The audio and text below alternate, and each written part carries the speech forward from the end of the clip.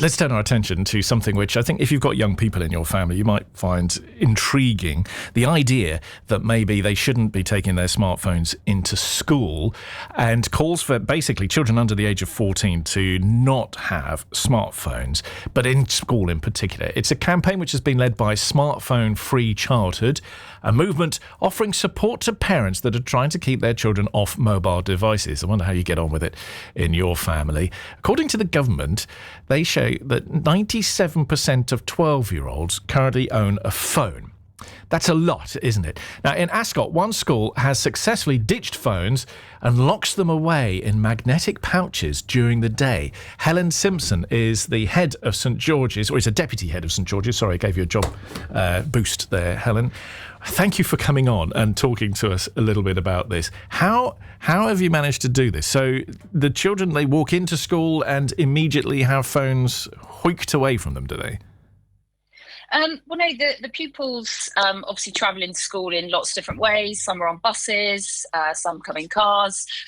So they bring their phones in first thing in the morning. Then when they're in their tutor group, they put their phones away into the pouch. There's almost sort of supervised locking to make sure the phones do go into the pouches, and then they're locked away. The pupil can then carry it in their bag, or they can leave it locked in their locker. Lots of girls have actually taken the choice just not to bring it to school now, rather than actually have the pouch and that process. So we have a record of which girls are bringing it to school, which girls are locking it in pouches. We've seen a really, really positive change in terms of just minimising distractions, maximising their learning potential. It just feels like the day is much more simplified. Really? And there's more focus again on relationships and, back to basics a little bit. Where did the idea come from? Was this driven by the children, or was this something that you as the teaching staff had noticed you needed to do? I would say, I've been a teacher for over 25 years, and I've seen mobile phones grow in, the quantity and also the capacity of the phone. So with the government guidance, which was released in 2024, we saw that as an opportunity to actually review our policy, change our policy, because we were a school that allowed year 10 and 11, they could bring their phone to school, but it was about discreet use. And I think, as anyone knows, being discreet with a mobile phone is really hard. And actually, when you're really a teenager, it's even more difficult. So we did some consultation with the pupils through their PSHE lessons to find out what their fears were.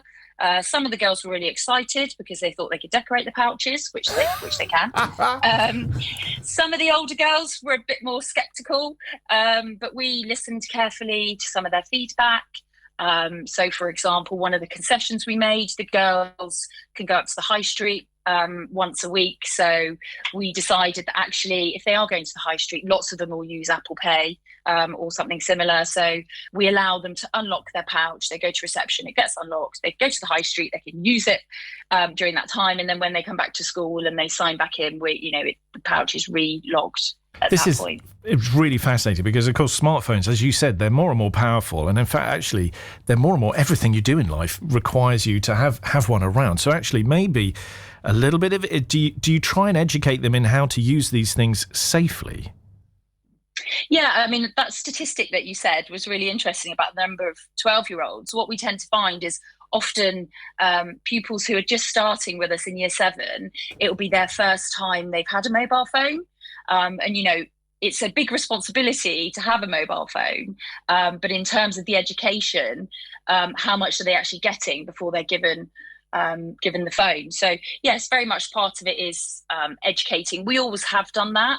But now it seems sort of even more relevant. I think for lots of them, it's actually really refreshing to be able to switch off. We do encourage them to turn off the phone when it's in the pouch, because if it's buzzing all day, it's irritating for everybody. Yeah. But also for those who do find it more difficult to switch off, having the phone buzzing in a pouch that you can't out of sight, access, out of mind. It's frustrating. Yeah. Let me just bring in Will Orr-Ewing. He is from the charity Smartphone Free Schools. And, Will, this is really fascinating. You work with the parents especially, don't you, I think? And I'm just interested to know, are parents on your side here. They want their kids to be detached from their smartphones. Morning, Phil. Yeah, so we've got, there are two tracks of this campaign. There's smartphone-free childhood, which you mentioned earlier, then there's smartphone-free schools.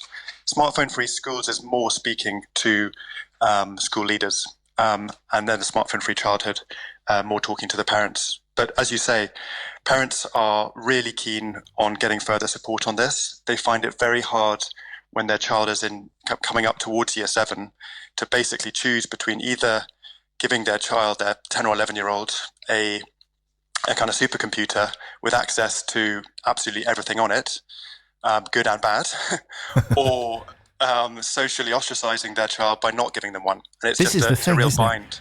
Yeah. There are so many pressures on young people to fit in, and having a smartphone is one of those pressures, isn't it? And also having the right smartphone, but that's another story altogether. So this helps the parents by removing that choice a little bit, or at least sort of discouraging it a bit. It gives them 7 hours in the school day where the kids don't have access to their phone. And the average child gets 236 notifications a day. So if in the majority of UK schools, although they do have policies where the phone's not allowed to be out, most of them, the phone is still on the person. So that thing is vibrating in your pocket or in your bag all the time. And if you think about a class, one person's phone is going to be going sort of vibrating all the time. Yeah. So just in terms really of the attention. Yeah, exactly. And that's why schools where there are smartphone-free policies, robust ones in place, Policy Exchange did a report last year where they saw a 1 to 2 GCSE grade improvement. Wow. Because they don't just make us miserable, but they also distract us hugely. Yeah. So very quickly, Will, I'm just interested to know if the schools generally are embracing this concept. We heard there from St George's. So on the whole, I know there's now government guidance saying this should be the case. So are they embracing it and they're taking it all on board? Great question. Generally, school leaders are really embracing this. They want to move in this direction. Some of them, it's a question of funding. Those Yonder pouches that we just heard about are great, but they're not that cheap. And for a lot of schools with funding issues at the moment, they think that it's further down their priority list, understandably so. But what we found, and particularly at this school called John Wallace School in Kent, they found that a lot of the issues that they were seeing that felt higher up the priority list, like staff retention, like bullying, like the well-being of the kids, were actually downstream of having their school cultures just marinated in the smartphone. Yeah. So by solving that, they actually saw lots of other benefits which didn't seem so relevant coming down the track.